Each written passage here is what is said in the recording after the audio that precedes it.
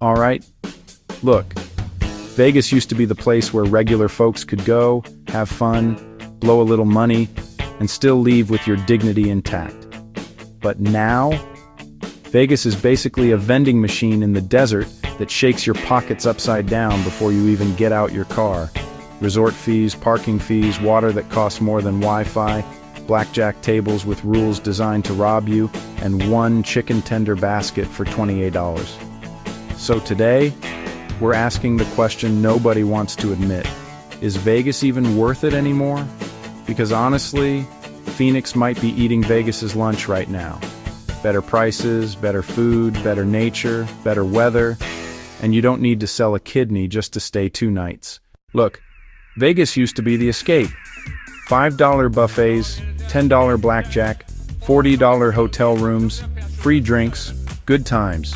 Now, Vegas is basically Disneyland for adults, except the Mickey Mouse is addicted to your debit card.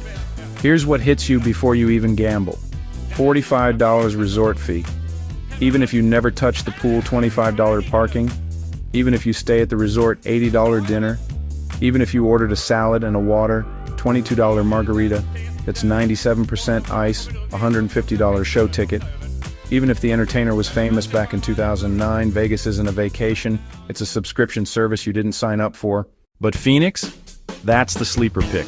It's like the city nobody drafts, but ends up winning the whole season. Here's what Phoenix hits you with. Right away. Hotel rooms, half the price. No resort fees at most places. Restaurants where you actually get food activities that don't require pawning your grandma's jewelry. Weather that doesn't feel like a hairdryer attacking your face. Phoenix is basically, hey man, we know you're just trying to have a good time. Come on in, the guacamole is included. Let's do the math. Las Vegas weekend trip for 2 hotel, $500 resort fees, $180, parking $50 food, $300 drinks, $120 beer and one show, $200 gambling loss because you thought you were lucky, $200 total, $1,550 Phoenix weekend trip for 2-hour hotel, $260 no resort fees, free parking food, $200 drinks, $60 activities, $100 total, $620 Vegas costs double, sometimes triple, and Phoenix gives you more actual experiences. Old Vegas buffets? Legendary. New Vegas buffets? $72 per person for cold shrimp, dry chicken, and desserts that taste like printer ink. Phoenix has buffets too, but they're priced like people actually need to eat to survive. And the Mexican food? Vegas can't compete. Phoenix serves tacos so good you'll start apologizing for every bad Taco Bell order you ever made. In Phoenix, you can actually do things. You can hike mountains, visit gardens, check out museums, hit the lakes, or catch a Suns game. Vegas entertainment is great, but it's pay to play. Everything entertaining costs at least $4,200. And let's be honest, most people in Vegas end up walking the strip like, do I want to go broke fast or broke slow? Phoenix gives you real desert beauty. Vegas gives you, hey, you want to go see the fake Eiffel Tower? Phoenix has incredible hikes like Camelback Mountain. Vegas has casino air that's 97% recycled regret. Yes, Phoenix gets hot, but Vegas heat feels like when you open the oven and the devil tries to slap you. Phoenix heat, dry but manageable.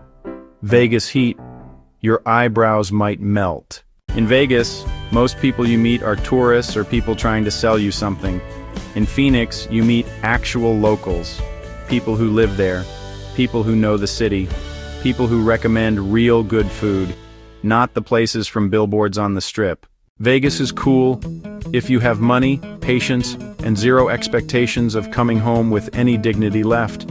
But if you want better food, better prices, better nature, better overall experience, then Phoenix might actually beat Vegas in 2025.